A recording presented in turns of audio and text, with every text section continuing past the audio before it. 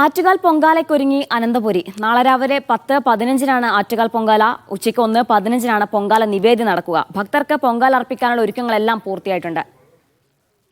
സ്വാന്തന സാജുവാണ് ചേരുന്നത്. സ്വാന്തന, ആറ്റുകാൽ ക്ഷേത്രത്തിൽ തന്നെയാണോ ഉള്ളത്? ഇപ്പോഴും അവിടെ തിരക്ക് നിയന്ത്രണാതീതമാണോ? എന്താണ് ഇപ്പോഴത്തെ സാഹചര്യം?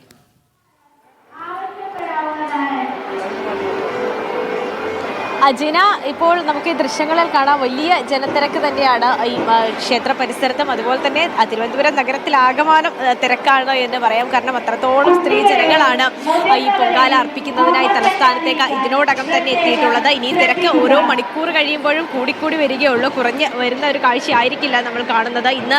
ഇന്ന് രാവിലെ നല്ല 2 ദിവസം മുമ്പ് തന്നെ ഇവിടെ വന്ന ഈ ക്ഷേത്രത്തിനടുത്തൊക്കെ തന്നെയും ഈ അടുപ്പുകല്ലുകൾ കൂട്ടി പൊങ്കാലയ്ക്ക് വേണ്ടി ഒരുങ്ങി നിൽക്കുന്ന സ്ത്രീ ജനങ്ങളെയാണ്, അല്ലെങ്കിൽ അമ്മമാരെയാണ് നമുക്ക് കാണാൻ കഴിയുന്നത്. ഇപ്പോൾ നമ്മളിപ്പോൾ ദൃശ്യങ്ങൾ കാണുന്നത് ജിന, ഈ ക്ഷേത്രത്തിനുള്ളിലേക്ക് കയറി തൊഴാൻ നിൽക്കുന്ന ആളുകളാണ്. അവരൊക്കെ പലയിടങ്ങളിൽ അടുപ്പ് കൂട്ടിയ ശേഷം ബസ്സുകളിലൊക്കെ കയറി ക്ഷേത്ര പരിസരത്തെത്തി ഇപ്പോൾ ക്ഷേത്രത്തിനുള്ളിലേക്ക് കയറി തൊഴുന്ന ആളുകളാണ്. 3 മണി മുതൽ 5 മണി വരെ നട അടച്ചിട്ടിരിക്കുകയായിരുന്നു. അതിനുശേഷം 5 മണിക്കാണ് ഇപ്പോൾ ആ നട തുറന്നത്. അപ്പോൾ പല ഇടങ്ങളിൽ നിന്ന് വന്ന അമ്മയെ ഒന്ന് തൊഴാൻ വേണ്ടി കാത്തു നിൽക്കുന്ന ആളുകളാണ്. നമുക്ക് അവരോട് എവിടെ നിന്നാണ് വരുന്നതെന്നൊക്കെ ചോദിച്ചു നോക്കാം. അമ്മ എവിടെ നിന്നാണ് വരുന്നത്?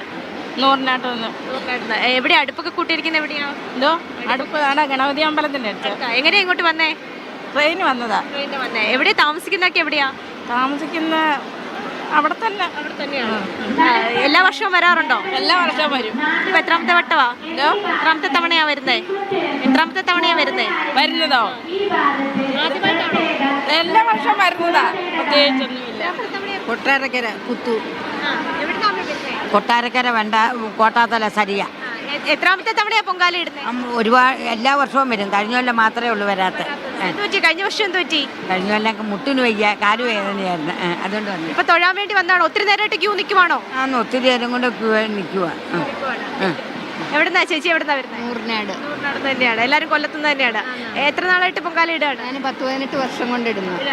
എവിടെ അടുപ്പൊക്കെ കൂട്ടിയിരിക്കുന്നത്? എവിടെയാ? ഗണപതി അംഗം. ഇന്ന് വന്നോ? അത് ഇന്നലെ വന്നോ? ഇന്നലെ വന്നു. ഇന്നലെ വന്നവരാണ്.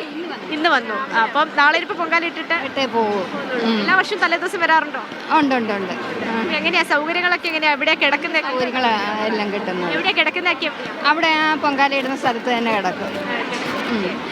ജിന, ഇതുപോലെ നിരവധി അമ്മമാരും ചേച്ചിമാരും കുഞ്ഞു മക്കളും ഒക്കെ തന്നെയാണ്. ഇവിടെ ഒരു കുഞ്ഞ് മോള് നിൽപ്പുണ്ട്. നമുക്ക് നമ്മളെ കണ്ടപ്പോൾ അങ്ങോട്ടേക്ക് പോവുകയാണ്. അവരൊക്കെ പൊങ്കാല ഇടാൻ വന്ന ആളാണ്.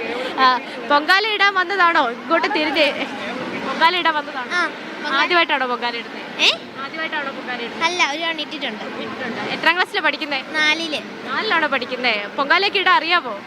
അറിയത്തില്ല. അമ്മ പൊങ്കാല ഇടും. എവിടുന്നാ വരുന്നേ? കോട്ടയം.